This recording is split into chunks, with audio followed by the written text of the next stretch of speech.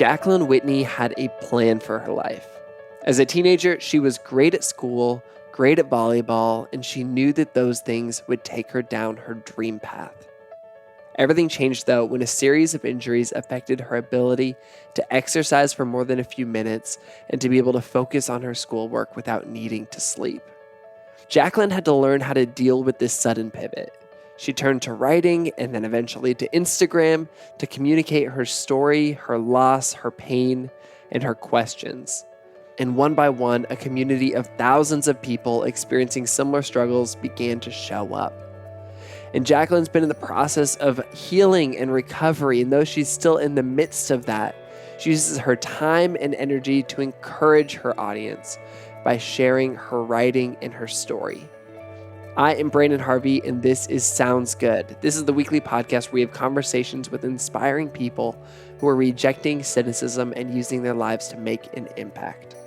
I'm so excited about this conversation because I've been following Jacqueline online for quite some time now and deeply admire her empathy and her ability to connect with others. So without any further ado, let's just jump straight into the conversation.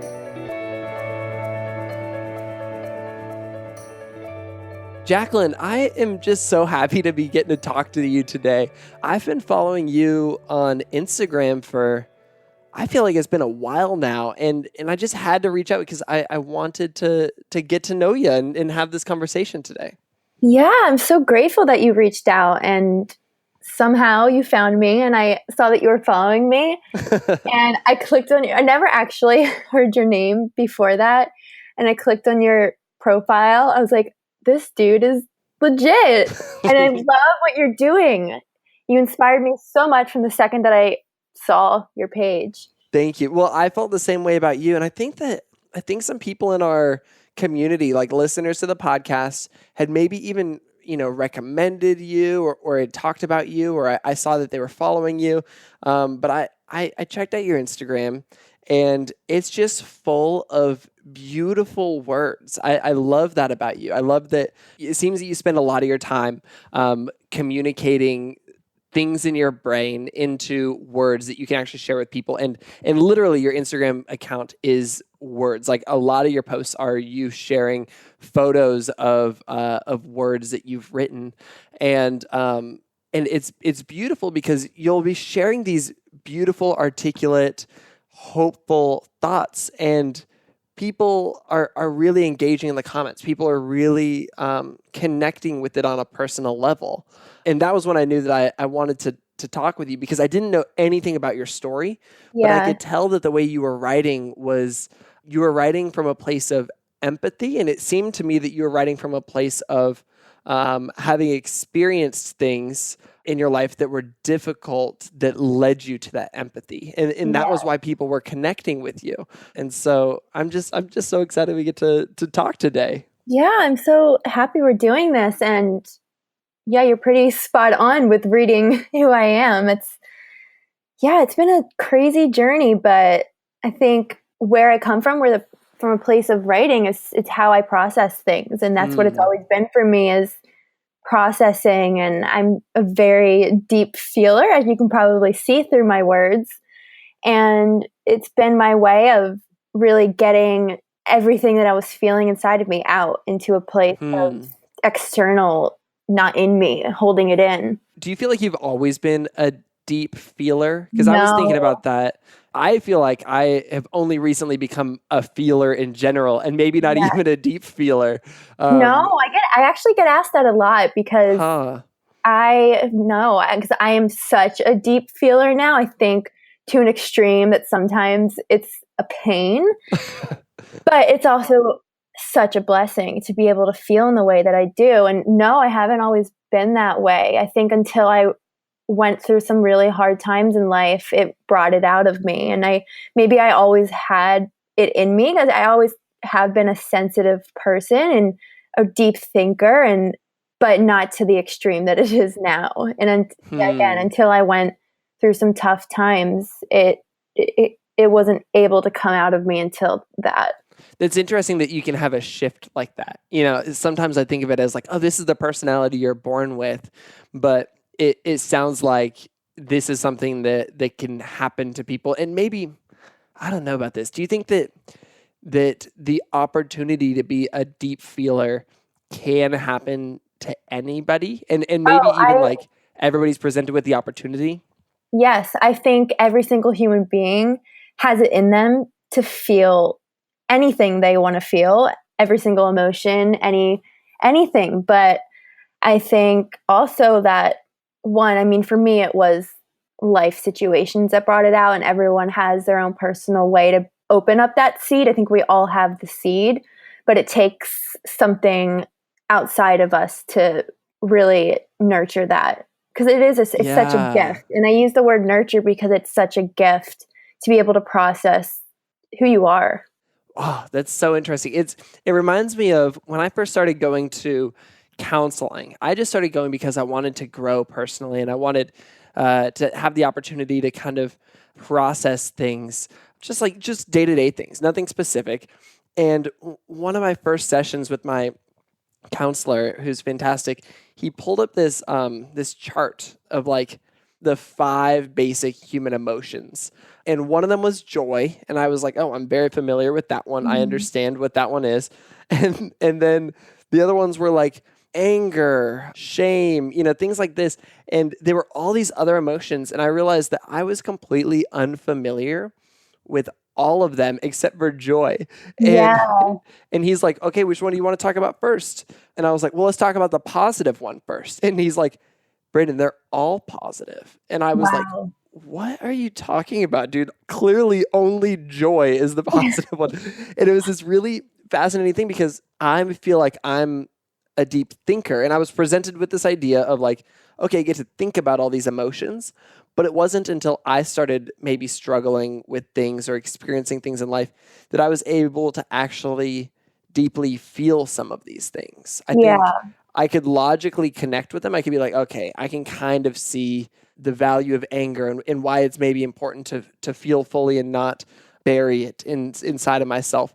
But it wasn't until I started actually kind of like allowing myself to do that, to be like, oh, I'm angry at this thing in the world. I totally agree with anger. Okay, so that word anger it's one of those emotions that you kind of have to train yourself in a way to bring it out, because we all have it. Yeah. And anger, especially you always hear it as it's part of one of the grieving processes when you lose someone.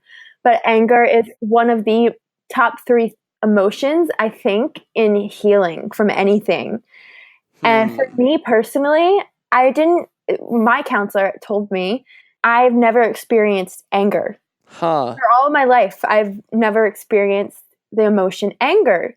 So we worked with trying to bring it out. And once I started feeling, I didn't even know that's what I was feeling. My brain didn't know this is anger. But there were signs that anger doesn't always come out in face scrunched, like screaming, wanting to punch something. There's so many different facets of it, but it's so important. And like you said, you've always felt joy naturally. Well, some people don't even know what joy feels like. They might know what happiness feels like, but joy is a totally different feeling. You know what I mean? It's a deeper feeling than happiness. And it's figuring out how you process these emotions. And it's different for everyone, how they perceive that emotion. Yeah, that's really interesting. And I like this idea that like we all maybe have some of the natural things that we're like bent towards. And kind of to clarify what I said earlier, my therapist told me that every emotion has like positive and negative aspects. It's not like anger is always positive, of course, or shame or even joy. I feel like I got to run this by my counselor again. I can't necessarily be prescriptive on any of this. I'm like, do I believe that?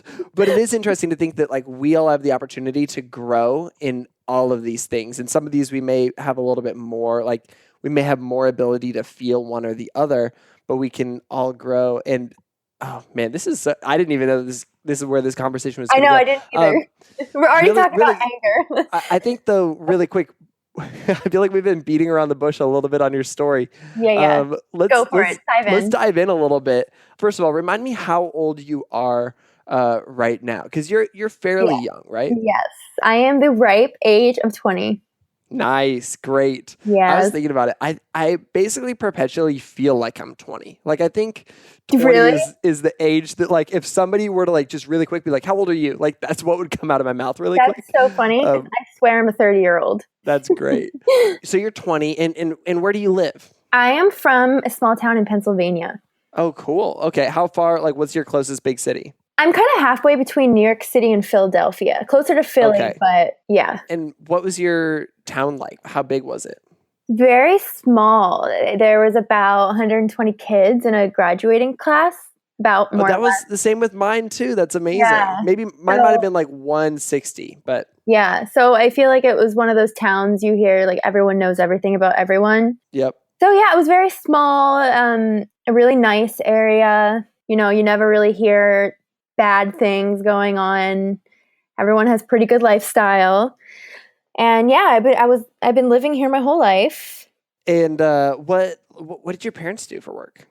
So my dad is a doctor and my mom is currently stay-at-home mom, but she was in the fashion industry before she had 5 kids. Whoa. Okay, where are you in like the birth order? So I have a younger brother who's like my best friend. I love him. Oh. And I'm very close with all of my siblings and my family.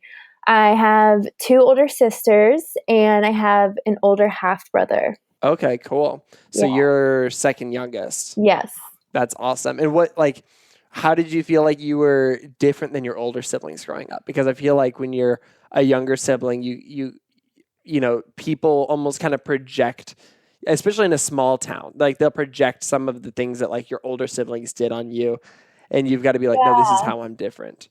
I don't know. Honestly, I've always been close with my sisters and having them older. Actually, well, my oldest sister went to a totally different high school and graduated from a totally different. She went to a private school, and my other sister and I went to the same high school, and she was a senior when I was a freshman, and we actually had one class together, and it was always so good for me. It was always positive. I don't know. I was always good friends with her friends, and we always hung out. Yeah. And so growing up, what were you into? What did you care about? What were the things that got you excited? Yeah, so growing up from a young age, I've always loved sports and I loved anything competitive. So I also loved academics, and sports and academics came naturally for me. It was a gift that I've had.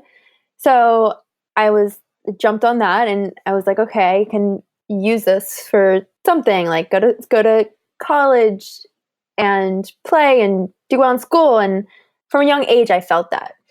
I've always been the type to think ahead of the game, like thinking way too far ahead of me. But yeah, you're planning. So yeah, I loved sports and I was a big volleyball player. My sister played volleyball growing up, and so I feel like I was like super into volleyball. I still feel like I really am. Volleyball is a great sport. Yes. So yeah, I started really seeing that I had a passion for it in 8th grade, and I started playing travel volleyball at 8th grade. And when I started playing, I started having complications in my legs. When I was on the court, I would start to feel numb from my knees down, and that wasn't a normal thing. No, that's not normal at all. No. Yeah, so I had those symptoms, and having my dad as a doctor, we contacted a bunch of people in the area that he knew that could help us try to figure out what was going on. And so I started seeing several doctors, and long story short, I got connected with one surgeon out in Wisconsin, and we presented to him my symptoms, and he was like, yeah, you have this one condition. It's very rare, but I'm pretty positive that's what you had. How rare was it? What we were told and saw online is that it's very rare. He was the only surgeon in the United States that even knew about it. There's been 550 diagnoses of it. Dang. Yeah. So I went out to Wisconsin, June of going into freshman year of high school, and I had this long, difficult surgery to heal from that. And yeah, it started becoming this process where I healed from that surgery, and all of those symptoms went away. And I continued to play volleyball sophomore year of high school, constantly in and out of physical therapy. And because my legs were so weak from that first surgery, I started getting other complications where I was tearing my tendons in the front of my knees. Oh, no, that's terrible. Yeah. So come sophomore year of high school, still playing volleyball, that first tear in my knee happened during my sophomore year of high school. I ended up tearing both of them. I had orthopedic surgery at the University of Pennsylvania hospital. We did the first surgery, and then I recovered from that and then did the next one. And my knees were fine. I mean, I was recovering from that. But during that last surgery, which was in April of my sophomore year of high school, I took some time to recover from that. But then I went back to school and something was off in my brain. How so? So school was always kind of natural for me, and I never really struggled in my classes, and I was a big math science person mostly. And I remember I was sitting in math class and numbers that I normally processed that came easily to me, I was messing up. I would get a test back and my grades were dropping dramatically, which was never something that happened to me. Nothing felt right. I was constantly tired, and I would come home feeling like a zombie from school. Doing homework was normally 30 minutes of work would turn into 3 hours. So again, something was wrong. I ended up seeing doctors and getting brain scans, and nothing was showing up in those. But still, sophomore year of high school, I ended up getting a neuropsychological test, which is a test that they do, which is like the concussion test they do for sports on steroids. Yeah. It's a super intense that test, but an all-day thing. And it came back that I was above average or average in every part of the brain except for one part in the left side of my brain. So some injury occurred while I was under anesthesia. There was nothing that we could prove, but it seemed to be that it was during that last surgery that I came back and it was different. I never had that before. Oh, wow. Like, what do you kind of like think it is, like behind the scenes?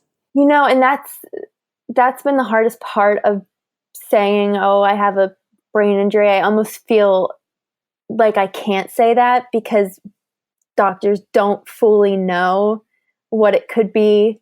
Yeah, you're like, I have the symptoms of having a brain injury, but I don't know exactly what it is. How the injury happened. Yeah. Wow. And that has led to me feeling crazy. It's led to me doubting myself, but everyone that knew me knew something was off. I was completely losing who I was. I wasn't the same upbeat, motivated Jacqueline anymore. Everything was hard for me. Everything made me tired. I would read for 15 minutes and I would have to take a 2-hour nap. I was taking long naps every single day. And it sounds to me like you had two things taken away from you because of these 3 medical incidents. You know, you were passionate about volleyball. It seems like that was a really significant part of your life. Mm-hmm. And, you know, because of physical injuries, that's taken away. And then you really care about school and academics, and you wanted to use that down the road. And because of a mental injury, that seems like it was taken away as well. It was. So I tried to push, and my school was so good at working with me, and I ended up cutting my classes down. I knew I was going to graduate late. I did online stuff and I tried everything, but I got to a point where it was just too much. I was completely losing who I was. I felt like a robot. And I said to my parents, this is not worth it. I'm either going to completely lose myself, or I can push myself to finish school. And, you know, and it was just too much. So I ended up all of a sudden having this peace that I had to leave high school. And what year in school are you at this point? I was in my junior year of high school at this point. When I made that decision that I was going to drop out of high school. Dang. And what did you think that your future was going to look like at this point? You know, if you had these plans to go to college and maybe even play volleyball in college, and then all of a sudden you're not even finishing high school. Yeah. My dream was to play volleyball at a good college, and I was doing recruiting stuff with my coaches, and I lost all of that. I had to stop everything. And I completely lost my identity from that, because I was working so hard to be the best that I could be in school and sports. And I thought I had my future lined up and I was going to go do this and, be successful in both those things. And I couldn't do it anymore. I didn't have the same life that I had before that last surgery. That's a wild loss, because that's loss of identity. That's loss of what you believed your future would be. It's still hard for me to talk about. Like, I almost feel like I'm getting emotional right now. It still at times feels like a loss. I'm in such a different place now, and I look at it as something to be grateful for, because all of the blessings that's come from it I wouldn't be doing what I'm doing now if that all didn't happen. But when you for so many years feel like you have everything planned out for you and lined up, and then circumstances that you had no control over happen and you lose it, you feel like you lost who you thought you were. And ever since, it's been, processing it and accepting the new me, the new Jacqueline. And my healing of my brain has been amazing to see. I'm doing so good now. Yeah, tell me more about that, because it sounds like you're doing much better. And we've been talking for more than 15 minutes and you haven't had to take a 4-hour nap, Yeah, that's amazing. What's that like? Tell me about that process of recovering. What the healing process. Yeah, the recovery process. During the whole thing, I had to really learn to take care of myself and not push myself too much, and always being that person to always push myself so hard. I've really had to learn to take a step back. And, I think for the past year now, I've really seen my brain coming back to being able to do things that I couldn't do before that. I haven't taken a nap in so long, which is great. Did you go back and finish school? Okay, so I guess that's a great question to ask, and to get to that, I ended up getting my GED, which is good. That's awesome. Yeah. Congratulations. Thank you. And I bet that was difficult, though. That was I had to accept that the people that I went to school with for so long, I wasn't graduating with them. And seeing all the people that I knew forever going through graduation and going off to college, and I wasn't there, was very difficult. Oh, yeah. I can't even imagine that. And you're like probably seeing photos on Facebook and Instagram. And oh, gosh. Yeah. That was very, very difficult. I felt very lonely during that. I just wanted to take a quick break from this conversation to tell you about the sponsor of this week's episode of Sounds Good, Hover. Hover makes it easy to buy a domain name for your big idea. Hover also believes that the internet has the power to bring change in the world. And if you put those two things together, you have something powerful, but you also have an ideal podcast sponsor. I love Hover. I've been using Hover for years. And if you have a blog, if you have a website, you know all about using the internet to share ideas that matter. Maybe you're spreading positivity or bringing about change. As an influencer in your passion, your words matter. You deserve to represent yourself well, and your domain name is a huge part of that. Having a personal domain name feels way more reliable and way more professional than having a domain at .blogspot.com, .squarespace.com, or .whatever.com.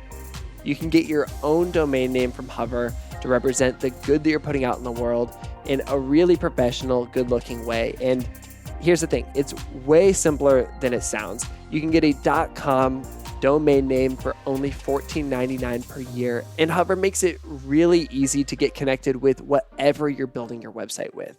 The Hover Connect feature allows you to connect your domain name with a few simple clicks, and that's what I did when I bought brandonharvey.com over 8 years.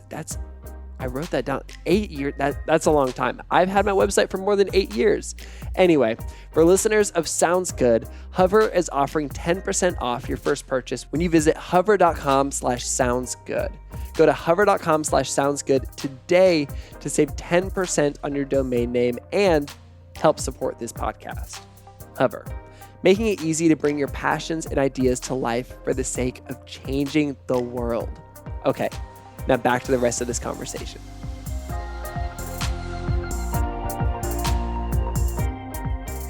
What else were you doing? So on top of those like physical things, what were you doing kind of mentally to cope with this during this time? You know, and even we talked earlier about anger and how your counselor said like you had never experienced anger. Yeah. And so going back to what we were talking about in the beginning with my writing is, you know, this is really where it all stemmed from. Is I was never a writer in school. English was actually the subject that I struggled in the most. But once I left high school, I felt like I left everything. It was behind. I needed something to hold on to. I needed something to help me process everything that was going on. So my mom bought me a journal and recommended that I just start writing everything that I was feeling. And these words just started pouring out of me. And I would sit down and I would just feel like I had this urge to write. And I would sit down and I would write. And 10 minutes later, I had a whole page typed out of nowhere. What were those words like in the beginning? Like what were all those emotions like? It really helped me. I mean, it was hard to write the things that I was writing because I was writing, you know, what I was feeling and how hard it was. And I just had to get it out. And once I got it out, though, as hard as it might have been to write about the things that I was writing about, once I got it out, I felt a weight lifted off of me. And yeah, I guess so. I started writing, I guess, when I would have technically been a senior in high school. It was really a therapeutic thing for me. And I didn't start sharing this stuff until a little while after. Yeah. And tell me about the choice to start sharing these things online, because, you know, that's, you've got a big crowd of people who are excited to show up and hear your words online, but you were just a high schooler when you started doing this, and you were, you know, just writing in a journal. Tell me about that transition. Yeah. So I don't know really I think it was just something from God that came into my brain. And this was the thought that came to me, and I wrote it down. I was like, I need to do something else with this. Maybe there's someone else going through what I'm going through. Maybe I'm not as alone as I feel like I am. And I had an Instagram page during this, but it was more of a, you know, sharing my friends and high school stuff. And I was like, it was just one night, I was like, why don't I just share one of these journal entries and see where it goes? It might not go anywhere. And I shared it as a post, and, you know, I got a couple people responding like, yeah, I felt this too. And I ended up starting a website to share this stuff, and it was called Finding My Verse. And every single time that I would write something in my journal, I was like, okay, is this going to help one person? Could it? I don't know. Maybe it will. So then I would post it. And these were very personal journal entries that I was sharing. But every single time that I went to post something, I had this piece that I needed to post it. As like vulnerable as these words were, I needed to share it. And every single time that I did push myself to share something, someone would come back responding that they needed to read it, or they were going through something different but similar. That's beautiful. It's a tricky thing because I feel like it's not necessarily like there's a requirement that all of us have these difficult, heartbreaking experiences and that we have to share them online. Like, I don't think that that's like a thing where it's like, oh yeah, the rule is that you have to make every innermost feeling that you have publicly available to the world. But I love that when you took the opportunity to do this, it made an impact. Like, it made an impact on other people, but also it sounds like it helped you feel less alone, which that's got to be especially huge because you're at home, not at college, in a different context than you ever thought you'd be. And that's probably a game changer. Yeah. I mean, as much as I was seeing that my words were impacting other people, like you said, it was more impacting me, making me feel less alone. And it was so healing for me. And it has been. That's what it's been. And that's why I kept going with it. And it's just grown, and my writing style has changed. And it's just this constant process of trusting when I need to write, what I need to share, and that connection with other people. And this what's become a community is and feels like a family of everyone's going through something different, but we're all going through the same feelings. It's kind of like what we were saying earlier, that in order to become a deep feeler, something has to happen. You've got to have something in your life that's some sort of external catalyst. And that's what I've seen with the people that have reached out to me, is something's going on, whether it's just with a friendship or personal stuff going on at home with their parents, or stuff going on at school that triggers that emotion. And I think it starts, honestly, with a negative emotion. Yeah. That is that catalyst to bring it out. Yeah, I mean, it's something that's certainly not positive. You got to go through that whole process of dealing with that thing and feeling it fully. And then I think at that, once you've felt things fully, then that's maybe when you get to let it go and maybe have a sense of acceptance. I mean, it sounds like you're still in many ways in the middle of this, because I don't want to presume that you're like, oh, cool, I've accepted that my life is different now. And now I, share words instead of, serving volleyballs and my life is fine, because I know that things are more complex than that. But at the same time, I don't know, how are you processing this life change? Honestly, I'm still processing it. It's still something that I think about every day. I would say it's still in the back of my mind that this life is so different. And as there's so many positive things that's come out of me sharing online, but I'm still, processing change and processing the effects that brain complication had on me. Because one of the things that came out of it was after that, I started struggling with depression and anxiety, and I never felt those things before. And ever since, it's been going through that and those feelings. Yeah. Where do you feel like you're at with anxiety and depression right now, like this month? Yeah. I mean, if you don't mind me asking. No, I don't mind you asking, but just to be completely real. And I've been struggling lately. I can go 1 month feeling so fine and so energetic, and then all of a sudden out of nowhere I'll crash and I don't know why. Yeah. And yeah, so I'm still in it, and I'm still learning how I am and how it can be so positive, and then all of a sudden out of nowhere everything hurts and you just need to cry and you don't know why.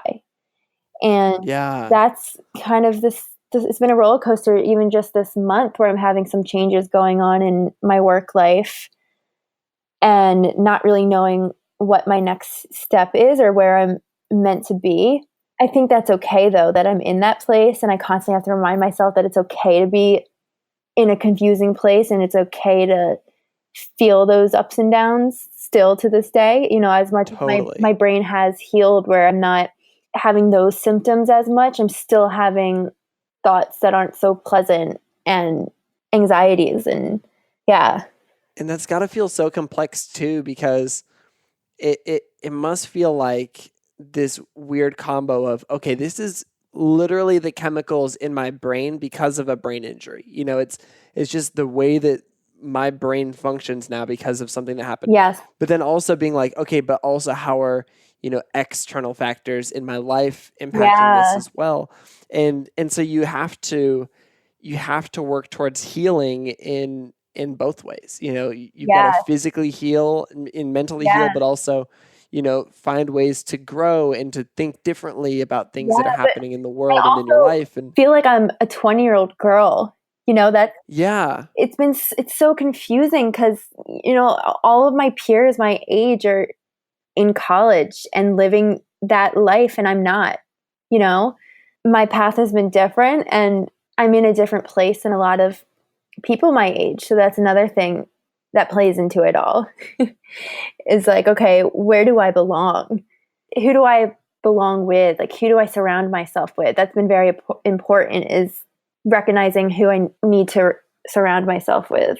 I want to talk a little bit about Instagram and the way that you've been communicating words, because you're sharing these words of struggle, mm-hmm. and sharing these words of experience. And I think, first of all, the reason I was so drawn to you and your words is because, like I said before, I could tell that you had had these experiences. And I love that even without sharing the details of your story online, people can read into the fact that you've been there and they feel safe with that. Mm-hmm. You're sharing these words and asking these big questions on Instagram. And it seems like other people are saying, I've had that experience too, or this is what I'm going through too, or I'm asking myself the same questions. Uh-huh. When you are seeing these types of replies, what is that like for you? What is it like to see so many people who are kind of in the same club? I don't wish that they were going through what they are, and I don't mean for this to sound horrible, but it's comforting for me. That's the word that I think of as comfort. Yeah. Do you think that you've stumbled across a tiny community on the internet who it's people who are struggling and asking questions, or do you think that you've just encountered a bunch of random people and maybe it's just that everybody is asking these questions and struggling, and you're just like the people who found you are like, oh yeah, I'm experiencing that? I think whether people realize it or not, they're struggling with these things too. Maybe in a different way, and maybe at a different capacity, but I think it's what it's been for them is reading my posts. They connect with it in some way that they're wanting to engage with this community. And maybe there's a group of people that have found me that are experiencing the exact same things that I am and get every single word that I'm writing. I don't think it's completely linear. I think there's a large group of individuals that relate to it in some way. And it's interesting too, because I feel like we will always connect with people's struggles more than their successes, and we'll always connect with people's questions more than their answers. And I love that you've created a space that's safe for struggles and questions, and you don't always just show up providing, the success stories or the answers. And maybe that's why people are connecting on such a deep level also. Yeah, maybe. It's been so beautiful for me to see the growth of this, and I've learned so much about this generation. I think that's been the biggest wake up call for me, and it's part of my motivation to keep doing what I'm doing, because there's so much hurt in this generation, especially, which the things that I share even with my mom, and I'm very close with my mom, and she's been with me through this whole journey and reads all of my writing, that the things that people are struggling with these days weren't happening as much when she was growing up. The things that you hear going on in high schools or middle schools, it wasn't really going on. That's interesting. I hadn't even thought about that. There's a whole new language, whole new experience that this generation has to deal with that hasn't really been modeled for them before. They're figuring it out for the first time. Yeah. So, I feel this responsibility to keep that open conversation, keep it safe for people to be able to come to and feel like they're not crazy for what they're feeling, and what they're experiencing is real. And I think it's so important for love to be spread. As cliche as that might sound, that's what we need right now. And you don't necessarily have to open up on social media and share everything. I don't even share everything. It's being honest with yourself and doing and sharing what you feel comfortable with. But love can be just as someone that you're friends with. It can be expressing it in some way to let the person sitting next to you know they're not alone in what they're feeling. I think it's so important to connect that and do whatever we can to grow in that. I think that's amazing. I love that. And I think you model that so well. We've talked a little bit about the future and how things have shifted for you. And so I don't want to necessarily ask what do you think that your future holds? Because I know that can change again. But what are you excited about right now? What's on the horizon for you?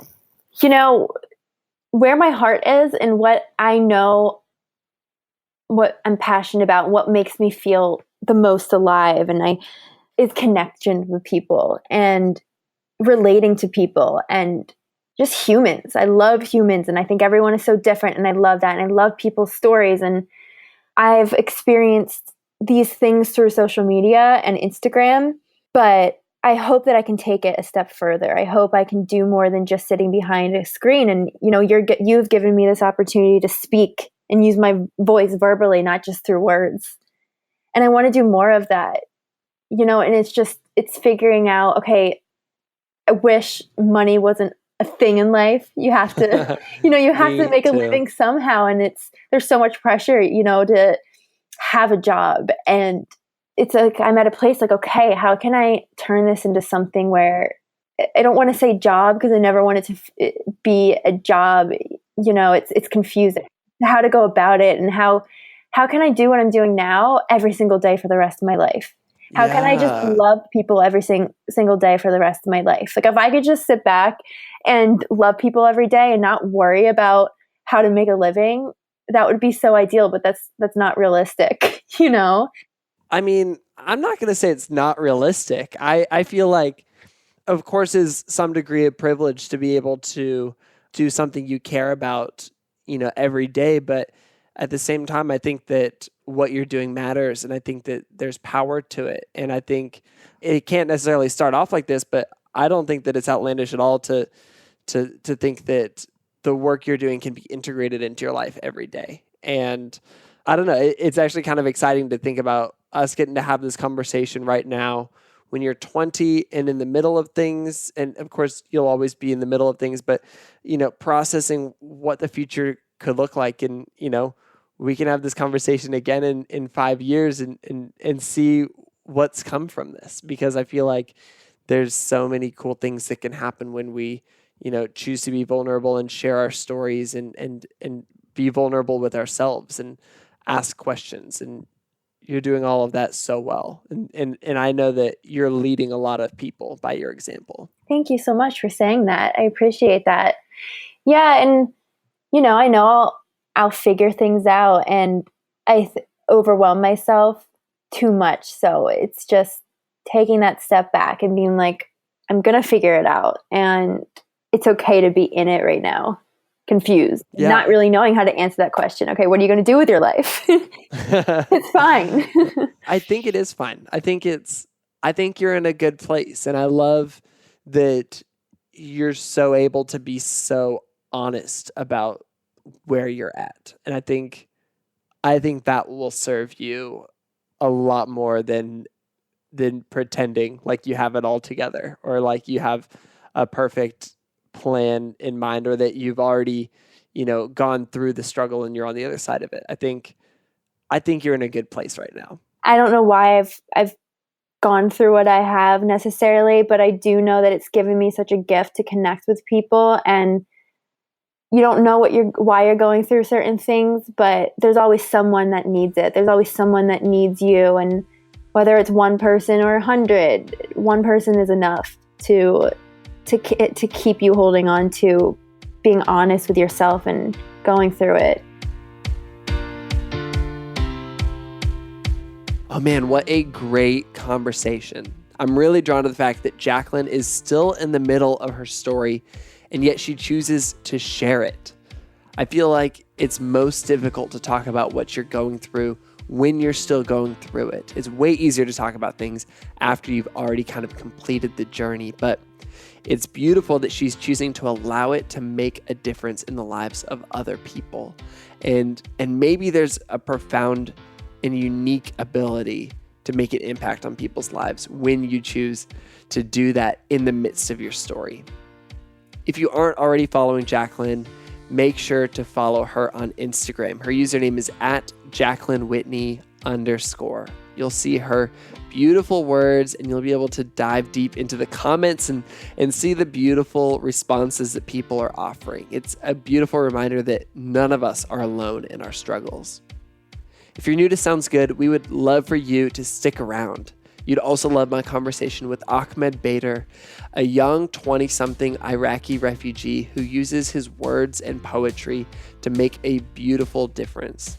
And Hannah Brencher, who is a writer who actually just released her newest book, which included a lot of her struggles with anxiety and depression. And We dove into that in her episode as well. And you can find both of these episodes and more than 100 other episodes by searching for Sounds Good wherever you listen to podcasts.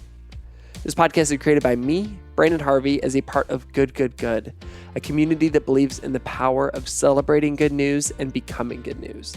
Chad Michael-Snavely and the team at CM Studio edit and mix the show, and Christy Karen Brock offers production support.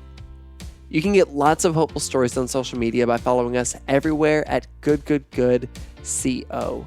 We also create a beautiful quarterly newspaper that celebrates the people, ideas, and movements that are shaping the world for the better. It's a real-life newspaper. It shows up in the mail and is full of good news, and you can order it today.